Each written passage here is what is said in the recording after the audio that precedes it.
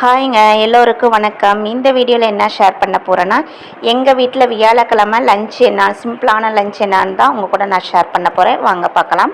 Egg rice தான் பண்ண போகிறேன்.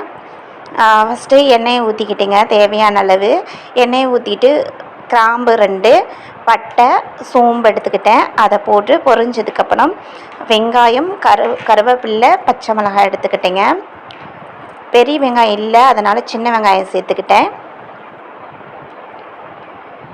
இது கூட இஞ்சி பூண்டு பேஸ்ட்டு சேர்த்துக்கிட்டேங்க. தட்டி சேர்த்துக்கிட்டேன், பேஸ்ட் இல்லை, தட்டி தான் சேர்த்துக்கிட்டேன். அதுவும் நல்லா தான் இருக்கும். அது நல்லா வதங்கினதும் குடமிளகா, உருளைக்கிழங்கு, தக்காளி சேர்த்துக்கிட்டேங்க.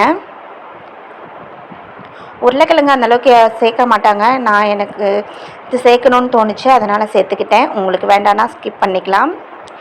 நீங்கள் எப்படி செய்வீங்கன்னு சொல்லிவிட்டு கமெண்ட் பண்ணுங்கள். எனக்கு தெரிஞ்ச மாதிரி நான் குக்கரில் பண்ணுறேன். 3யும் சேர்த்து நல்லா வதங்கினதும் உப்பு, மஞ்சத்தூள் சேர்த்துக்கலாம். இதுக்கு தேவையான பவுட்ரு வீட்டு மிளகாத்தூள் சேர்த்துக்கிட்டேங்க. கொஞ்சமாக மட்டன் மசாலா சேர்த்துக்கிட்டேன். கொஞ்சமாக பெப்பர். இதில் அதிகம் பெப்பர் சேர்த்தா நல்லாயிருக்கும். கலருக்கு எந்த பவுட்ரும் யூஸ் பண்ணலை. இதெல்லாம் நல்லா வதக்கிட்டு 3 முட்டை உடச்சி ஊற்றிக்கிட்டேன். உடச்சி ஊற்றிட்டு நல்லா அந்த முட்டை நல்லா வெந்து சுருண்டு வரணும். அப்போ தான் நல்லா டேஸ்ட்டாக இருக்கும். அவ்வளோதாங்க, இந்த அளவுக்கு நல்லா வெந்து வந்துருச்சு.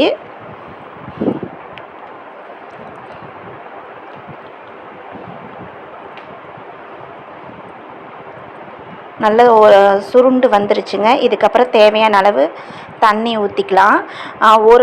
ஒரு கிளாஸ் அரிசிக்கு நான் 2 கிளாஸ் எடுத்துக்கிட்டேன். இது கூட நல்லா அரிசியும் சேர்த்தாச்சுங்க. இது நல்லா கிளறி விட்டுட்டு கொஞ்சம் நான் கொதி வரட்டும். கொதி வந்ததும் கொத்தமல்லி சேர்த்துக்கலாங்க. கொத்தமல்லி சேர்த்து கொதிச்சிருச்சு. ஒரு கிளறி விட்டு நம்ம குக்கர் மூடி போட்டுக்கலாம். இந்த அரிசிக்கு 2 விசில் விட்டால் கரெக்டாக இருக்கும். நான் என்னோடய குக்கரில் 2 விசில் விட்டால் கரெக்டாக இருக்கும், அதனால் 2 விட்டுக்கிறேன். உங்களுக்கு உங்கள் வீட்டு குக்கரில் எப்படி எத்தனை விசில் விட்டால் கரெக்டாக இருக்குன்னு சொல்லிட்டு பார்த்துக்கோங்க. அவ்வளோதாங்க, சூப்பராக ரெடி ஆகிடுச்சு. சாப்பாடு ஒட்டாமல் வந்திருக்கு. நீங்களும் ட்ரை பண்ணி பாருங்கள். இந்த வீடியோ பிடிச்சிருந்தா லைக் பண்ணுங்கள், ஷேர் பண்ணுங்கள், கமெண்ட் பண்ணுங்கள். மறக்காமல் சப்ஸ்கிரைப் பண்ணுங்கள். பிடிச்சிருந்தா இந்த மாதிரி ட்ரை பண்ணி பாருங்கள், இல்லைனா ஸ்கிப் பண்ணிடுங்க. பாய்.